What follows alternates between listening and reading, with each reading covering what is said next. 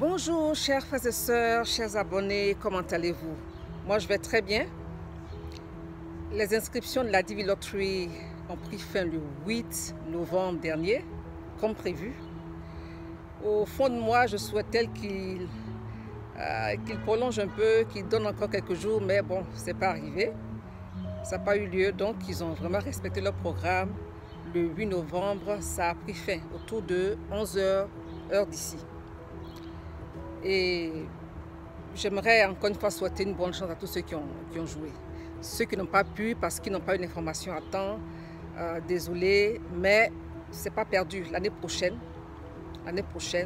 vous allez pouvoir vous inscrire et je vais m'y prendre un peu plus tôt également pour propager l'information encore plus que je ne l'ai fait aujourd'hui. Cette année, je veux dire. J'ai fait une vidéo dernièrement sur les différentes étapes, sur un aperçu rapide des différentes étapes de la Divi Lottery, de l'inscription au voyage, à l'immigration. La première étape, c'est l'inscription, c'est ce qui vient de se terminer. Maintenant, nous attendons la deuxième étape.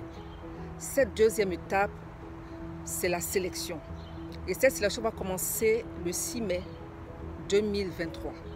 Je précise que les inscriptions de cette année 2022 comptent pour la Divi 2024. Donc, le processus prend 2 ans entre l'inscription et l'aboutissement. Et donc, la deuxième étape, c'est en 2023, en mai 2023, la sélection. Alors, aujourd'hui, nous allons répondre à 3 questions. Premièrement, comment se fait la sélection? Deuxièmement, comment est-ce que le candidat sait qu'il est sélectionné? Et puis enfin, est-ce que la sélection garantit les visas et le voyage? Voilà les 3 questions auxquelles nous allons essayer de répondre dans cette vidéo. Donc la première question, c'est comment se fait la sélection? La sélection se fait de façon aléatoire. Aléatoire, ça veut dire qu'il n'y a pas de critères. Il n'y a pas de critères théoriquement. Et je pense que c'est vrai. J'y crois parce que moi j'ai vu ici des personnes sélectionnées qui sont venues. Des personnes célibataires, des jeunes, des personnes plus âgées, avec enfants, sans enfants, mariés. Il y a toutes sortes de personnes qui sont sélectionnées. Moi, par exemple, quand je venais, j'avais déjà 50 ans en 2015, avec des enfants. Donc, malgré mon âge, j'ai été sélectionnée. Je connais un monsieur qui a été sélectionné aussi, qui avait plus de 50 ans, sans enfants. Pas parce qu'il n'avait pas d'enfants, mais ses enfants étaient grands. Ses enfants sont grands et ils ont plus de 21 ans. Donc, il ne pouvait pas les inclure dans son inscription. Donc, il est venu. Il est venu sans ses enfants. Maintenant, je crois qu'il est dans la procédure de les faire venir individuellement. Ça dépend aussi de chacun, si ça les intéresse vraiment. Et donc, tout le monde peut être sélectionné. Donc, quand ils disent que c'est aléatoire, c'est vraiment aléatoire. On ne dit pas que non, ils prennent seulement les gens qui ont le doctorat ou le master, des gens ils ont demandé le bac, donc c'est le minimum, c'est le bac. Des gens qui ont des enfants jeunes ou quoi. Non, il n'y a pas tous ces critères-là. La sélection se fait de façon aléatoire, vraiment aléatoire. Deuxième question à laquelle nous allons répondre, c'est comment le candidat sait qu'il est sélectionné. Et ça, j'aimerais d'abord faire une petite mise en garde que eux-mêmes ils ont faite sur leur site. Ils ont dit que le KCC, le Kentucky Consular Center, dit qu'ils ne vont jamais envoyer un email à quelqu'un pour lui dire qu'il est sélectionné. Ils ne vont jamais adresser un courrier physique. Ils ne vont jamais appeler. C'est vrai qu'ils ont demandé un numéro de téléphone. Ils ont demandé la boîte postale pour ceux qui en avaient. Ils ont demandé une adresse email. Mais ça, c'est pour plus tard. Mais pour la sélection, ils ne vont pas vous contacter pour vous dire que vous êtes sélectionné. Non. Lorsque vous avez fait votre inscription, vous avez reçu un numéro de confirmation. C'est ce numéro-là qui va vous servir à vérifier votre sélection. J'espère que vous avez conservé le numéro de confirmation. Je l'espère, parce que c'est ce qu'il faut vraiment conserver, c'est l'élément avec lequel vous pouvez vérifier votre sélection. Maintenant, il y en a qui vont me dire qu'ils ont oublié. Oui, il y a quelqu'un qui a dit pendant un commentaire qu'elle a oublié ou elle a perdu son numéro de confirmation. Il y a la possibilité de retrouver le numéro. Ils ont prévu ça sur leur site internet. Et donc, quand vous avez le numéro de confirmation, pour ceux qui l'ont, conservez-le. À partir du 6 mai, vous irez sur le site, le même site sur lequel vous êtes inscrit. Sur le même site, il y a le bouton Check Status.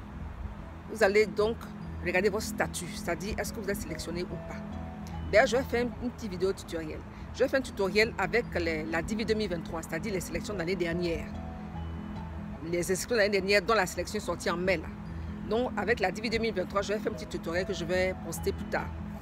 Donc, aujourd'hui, j'en parle. Donc, comment vous savez que vous êtes sélectionné? C'est avec votre numéro de confirmation. Vous allez sur le site et puis vous faites entrer les informations qu'ils vous demandent. Et après, vous cliquez et vous saurez si vous êtes sélectionné ou pas. Il n'y a pas de liste qui sort. Il n'y aura pas une liste où vous allez regarder si votre nom y est. Non, non. Chacun va avec son numéro de confirmation pour vérifier s'il est sélectionné ou s'il n'est pas sélectionné. Ça, c'est le deuxième point. Maintenant, le troisième point. Est-ce que la sélection garantit que je vais voyager effectivement, que j'aurai effectivement le visa? La réponse, c'est non. Non, pourquoi? D'abord, il y a le cas de ceux qui vont être sélectionnés, mais qui ne vont pas remplir les critères. Par exemple, le critère de la formation professionnelle, expérience professionnelle.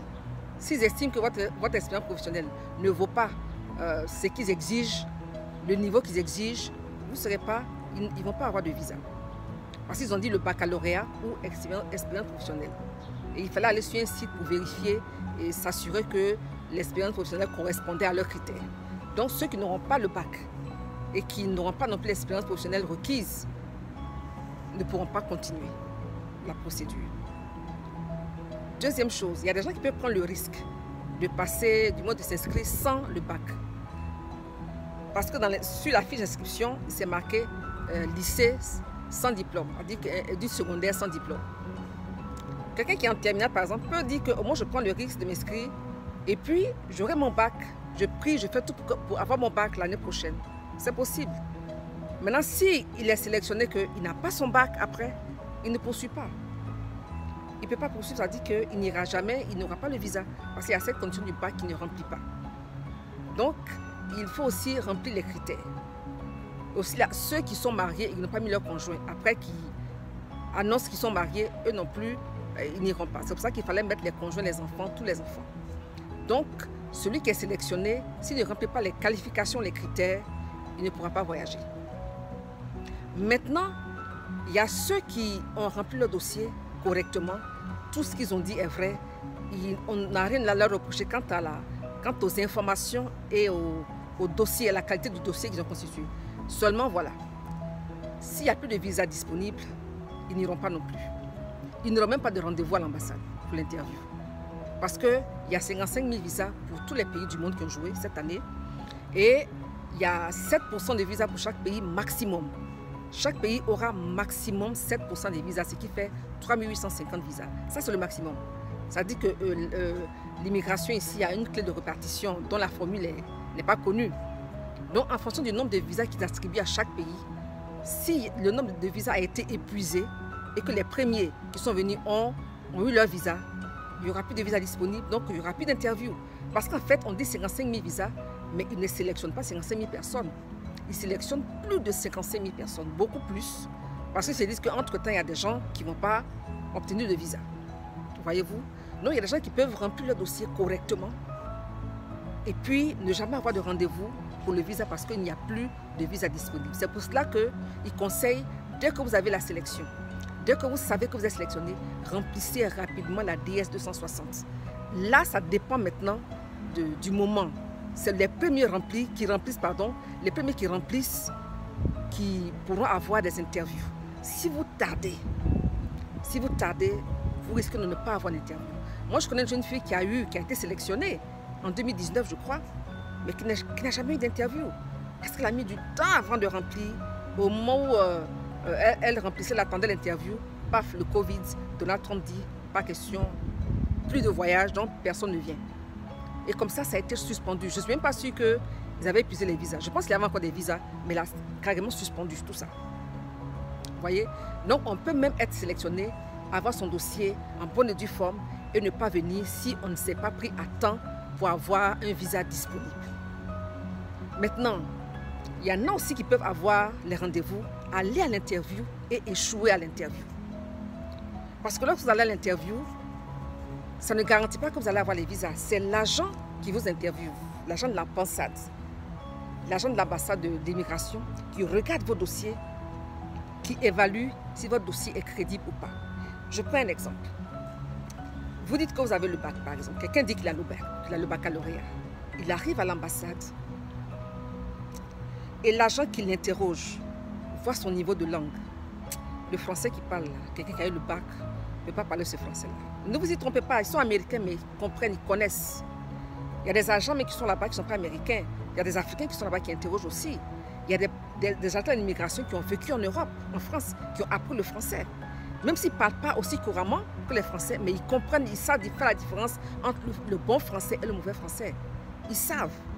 Ils connaissent le niveau de langue. Donc si quelqu'un fait des déclarations, apparemment les papiers sont corrects, mais ce qu'elle voit, ce que l'agent voit, il ou elle, ne correspond pas à ce qu'il lâche devant ses yeux en termes de documents, il peut vous refuser le visa. L'agent est vraiment, je veux dire, il est vraiment puissant, c'est-à-dire qu'il décide. Le KCC ici vous donne le rendez-vous, mais c'est l'agent, l'officier de l'immigration qui décide de vous donner le visa ou pas. Voyez-vous? Donc, il y a plusieurs cas de figure où on peut rater le visa, même si on a eu l'interview, même les analyses médicales aussi. Les analyses, le test ADN, tout ça, c'est des choses qui peuvent jouer contre les personnes. Donc, ne déclarez pas un enfant qui n'est pas votre enfant. Voilà. Et ça, c'était vraiment ce que je voulais dire par rapport à la DIVI, par rapport à la sélection. Donc, encore une fois, vraiment, la sélection, ça se fait de façon aléatoire. Et puis, lorsque vous êtes sélectionné, remplissez rapidement la DS 260. Rapidement, ne traînez pas. Rapidement. On va faire un tutoriel, je vais faire un tutoriel, comme je vous l'ai promis, sur comment savoir qu'on est sélectionné. Allez sur le site et mettre le numéro de confirmation et puis voir le résultat de la sélection. Et puis, je ferai un autre tutoriel dans l'avenir sur la DS 260, les détails et quels sont les éléments, les informations dont vous avez besoin pour remplir rapidement la DS 260. Il faut préparer également les documents. Si vous allez sur la vidéo des différentes étapes de l'aperçu, j'ai parlé des documents, des diplômes, des extraits de naissance, des casiers judiciaires et tout ça. Donc, il faut être prêt déjà dans les documents.